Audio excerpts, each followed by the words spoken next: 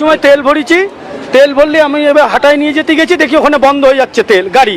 এবার হাটায় হাটায় পাম্পে নিয়ে গেলাম, আমি শোরুমে নিয়ে গেলাম, খুলে সব জল। কত টাকার তেল ভরেছে? 300 টাকার। তারপর কি দেখলেন? সব জল দেখলাম। পাম্পে আনার পরে পাম্প কর্তৃপক্ষ কি বলছে? কর্তৃপক্ষ বলছে, আমরা আসার পরে কেচাকেচি করছিল ওরা বলছিল টাকা দিয়ে দেবো। আমরা বলছি টাকা মাকা আমরা নেবো না, আগে কজন টাকা দিয়ে ফেরত দিয়ে দিয়েছে। তারপরে আমরা বলছি কি আমরা বললাম লাস্টে এই পাম্পটা খোলেন আপনি, এইটা দেখবো আমরা। বোতল আবার খোলেন, ওরা মেশিন টেশিন বন্ধ করে লাইট টাইট সব অফ করে দিয়েছে।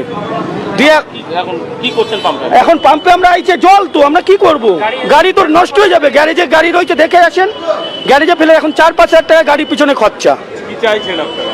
আমরা কি চাচ্ছি? তেল পাম্প বন্ধ হয়ে যাক। এরা মানুষের, গরিব মানুষের ব্যবসা করে খাবে নাকি? কষ্ট করা পয়সা। ভরেছি, ভরে ওই 300 টাকা তেল ভরে ওই জল সব আমার গাড়ি ওই গ্যারেজে পড়ে আছে। এনারা আসলাম, এরা আগে আসার আগেও নাকি কজনের টাকা দিয়ে ফিরিয়ে দিয়েছে, তেলের দাম মানে দিয়ে দিয়েছে। দিয়ে পাম্প কথা হয়েছে, এরা বলছে যে এখন আমরা কিছু বলতে পারছি না, এখন মেশিন খোলার আমাদের রাইট নেই, এখন আমরা এই মেশিনটা খুলে দেখবো যে কি অবস্থা। আমরা ওই ইঞ্জিনের ড্যামেজ দিতে হবে, গাড়ি আমাদের গাড়ি 8-10 হাজার টাকা খরচ হবে, ওখানে গাড়ি পড়ে